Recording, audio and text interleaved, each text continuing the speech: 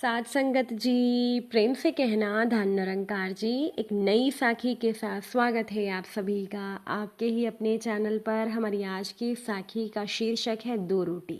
चलिए सुनते हैं आज की ये साखी। साथ संगत जी, शादी के बाद पहली रसोई के दिन ही निशा के कानों में आवाज़ आई कि लंगड़ा आया है। इस आवाज़ को आए अभी 1 मिनट भी नहीं हुआ होगा कि निशा के ससुर जी ने आकर कहा, दुल्हन 2 रोटी और थोड़ी सी सब्जी एक प्लेट में दे दो, लंगड़ा आया है। पल्लू ठीक करते हुए धीरे से जी कहकर निशा ने 2 रोटी और थोड़ी सी सब्जी निकाल कर एक प्लेट में डालकर अपने ससुर जी को पकड़ा दिया। फिर अपने काम में वो व्यस्त हो गई। साथ संगत जी, 3 भाइयों और सास ससुर से भरा पूरा संयुक्त परिवार, ऐसे परिवार में निशा की शादी हुई थी। फिर तो सप्ताह में 2 बार, कभी 3 बार ये सिलसिला ही बन गया था। वैसे भी संयुक्त परिवार में 2-4 रोटी तो हर रोज़ ज़्यादा बनाई ही जाती थी।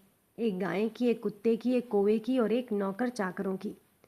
और 1-2 रोटी वैसे भी अतिरिक्त बनाई जाती थी। फिर उस समय घर में ये बात बिल्कुल लागू नहीं होती थी कि कौन कितनी रोटी खाएगा।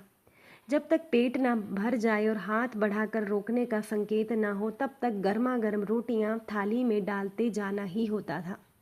इसीलिए 1-2 रोटियों का कम पड़ जाने का कोई सवाल ही नहीं था। साथ संगत जी, आज के ज़माने जैसे थोड़ी ही था। सब स्वास्थ्य के प्रति इतने सजग थे, रात में कम खाएं या देर रात खाएं ही ना। उस समय तो परिवार के मर्दों के मध्य प्रतियोगिता होती थी कि आज कौन कितनी रोटी खाएगा, और औरतों की आफत आ जाती थी रोटियां बनाते बनाते। साथ संगत जी, पुराने समय में संयुक्त परिवार में देवरानी, जेठानी, सास सभी महिलाएं मिलकर आपस में बैठकर अपने ही घर के पुरुषों की जी भरकर बुराई भी कर लिया करती थीं। सारे पुरुष वर्ग वो मोहल्ले के कुछ लोग बाहर बैठकर गप्पे मारते और औरतें खाना बनाकर उनका इंतज़ार करती रहती। वो इंतज़ार का समय और औरतों का आपस में मिलकर इन लोगों के प्रति नाराज़गी जाहिर करने में भी एक अलग ही मज़ा होता था। एक दूसरे से खुलकर बातें करना, कुछ भी छुपाव दुराव नहीं होता था। कोई चालाकी नहीं, कोई ऊंच नीच, कोई भी नहीं। वाकई कितने अच्छे दिन थे पुराने। हालांकि कुछ असुविधाएं भी होती थी, पर अगर देखा जाए तो संयुक्त परिवार में खूबियां ज़्यादा थी वनस्पत कमियों के। दिन बीतते गए। समय अनुसार परिस्थिति वंश संयुक्त परिवार ने एकाकी परिवार का रूप ले लिया। सभी भाइयों के अलग अलग घर हो गए, सास ससुर भी नहीं रहे थे। इसी बीच काफ़ी कुछ बदल गया था। अगर नहीं बदला था तो वो सिर्फ एक आवाज़ की लंगड़ा आया है। साथ संगत जी, बच्चे बड़े हो रहे थे। इस दौरान हमेशा की तरह उस दिन भी आवाज़ आई कि लंगड़ा आया है। तब बेटे आकाश ने आकर कहा, माँ रोटी दे दो, लंगड़ा आया है। फिर निशा ने बेटे आकाश को डांटा कि ऐसे नहीं बोलते, वो बड़े हैं। जवाब में आकाश ने कहा कि उन्होंने ही मुझे आपसे ऐसा बोलने को कहा था कि माँ को कह दो लंगड़ा आया है। फिर साथ संगत जी, निशा ने आकाश को बड़े ही प्यार से समझाया कि ऐसे नहीं बोलते, और तब से लंगड़ा कहे जाने वाले लंगड़ काका के नाम से वो पहचाने जाने लगे। अब तो उम्र से लंगड़ काका भी बूढ़े होने लगे थे। पहले सप्ताह में 2 बार आते थे और अब तो सप्ताह में 3-4 बार आ ही जाते थे। शायद अब उन्हें और उनके परिवार को समाज की ज़्यादा ज़रूरत पड़ने लगी थी। उनके परिवार में पत्नी के अलावा था भी कोई नहीं। एक बेटा था, वो बहुत पहले ही अपनी पसंद से शादी करके अलग हो चुका था। ना उसकी कोई खोज खबर थी, ना लंगड़ काका के बारे में उसको कोई खबर रहती थी। लंगड़ काका शुरू में ड्राइवर का काम करते थे।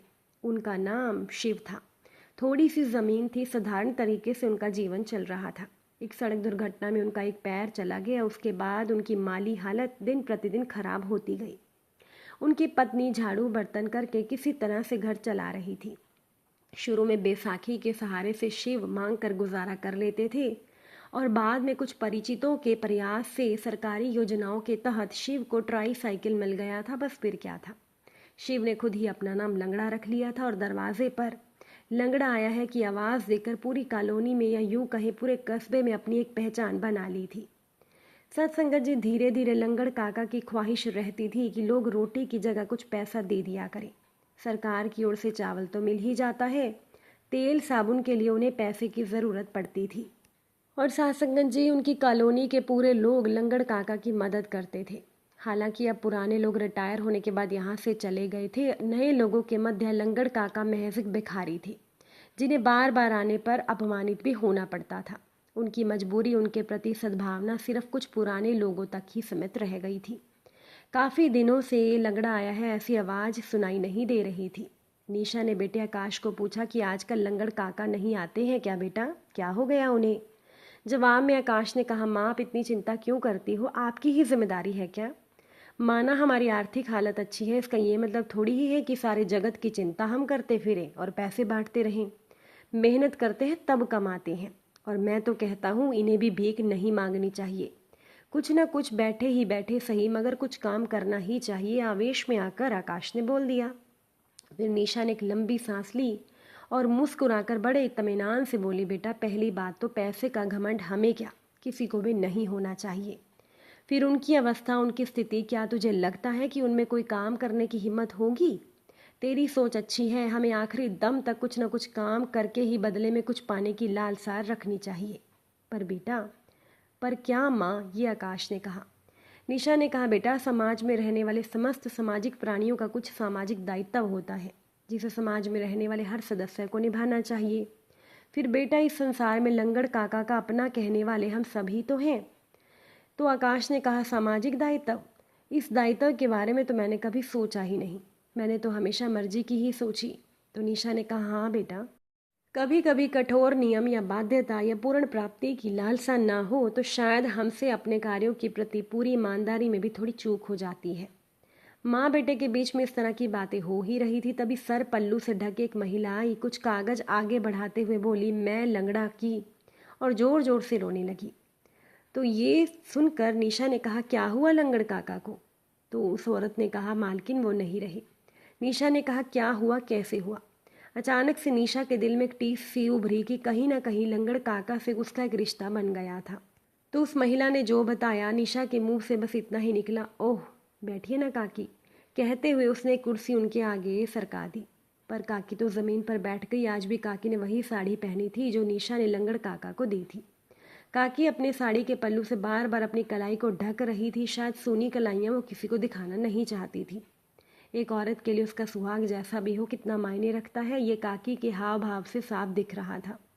निशा बिना कागज पढ़े ही अंदर आ गई और अलमारी में से 500 रुपये निकालकर काकी को देना चाहे, पर काकी ने कहा, मैं पैसा लेने नहीं आई, मेरा लंगड़ा आखिरी में बोलकर गया था, आपके घर का पता बताकर गया, कुछ होगा तो उन्हीं के पास जाना। तो एक आदमी आज ये कागज देकर गया है, जानती है मालकिन, जब से चर्चा है हमारी थोड़ी सी जो ज़मीन थी ना उसमें सरकार रास्ता बना रही है तो मुआवजा मिलने वाला है, तब से मेरे बहुत सारे नाते रिश्तेदार आ रहे हैं, और बेटा भी। नहीं, मैं उसको बेटा नहीं बोलूँगी, वो मेरे लिए रामू है, केवल रामू, मेरा लंगड़ा नहीं, अब लंगड़ा नहीं कहूँगी, मेरा शिव।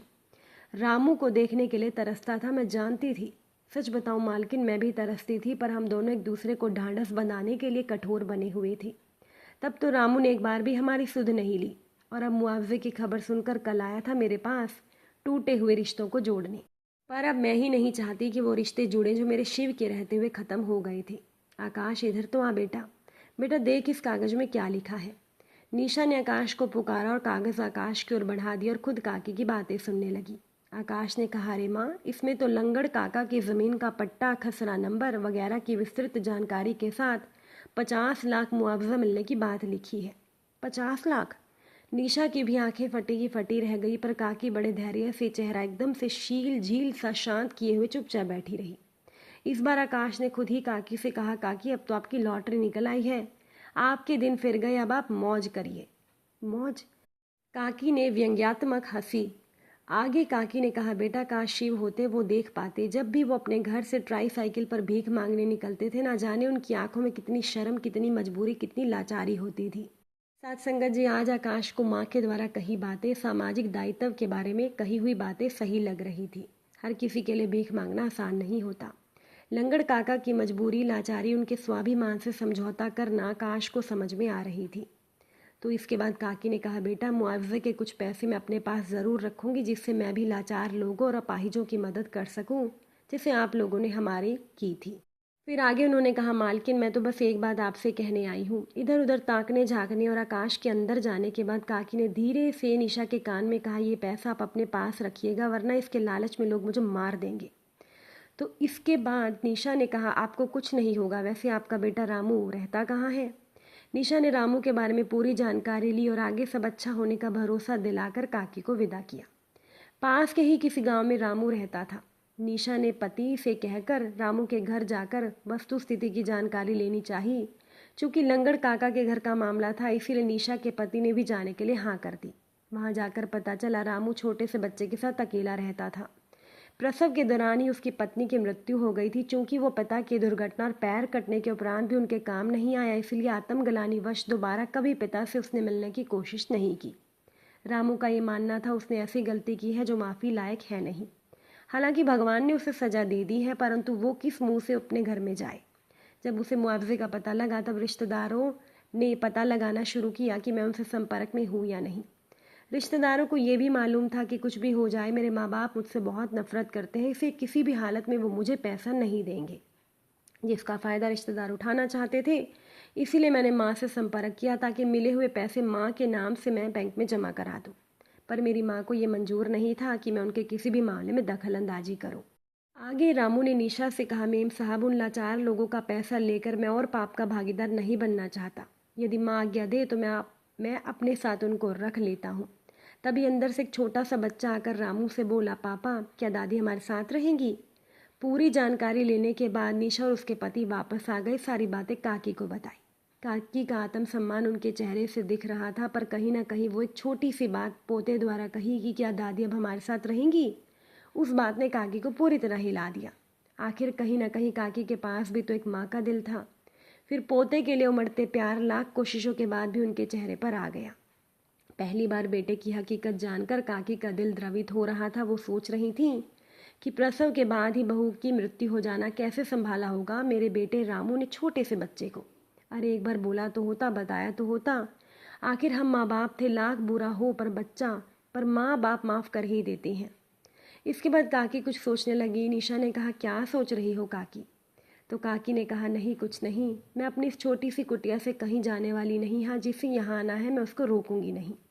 काकी की बातों में रामू और पोते के लिए नमी देख निशा खुश हो गई।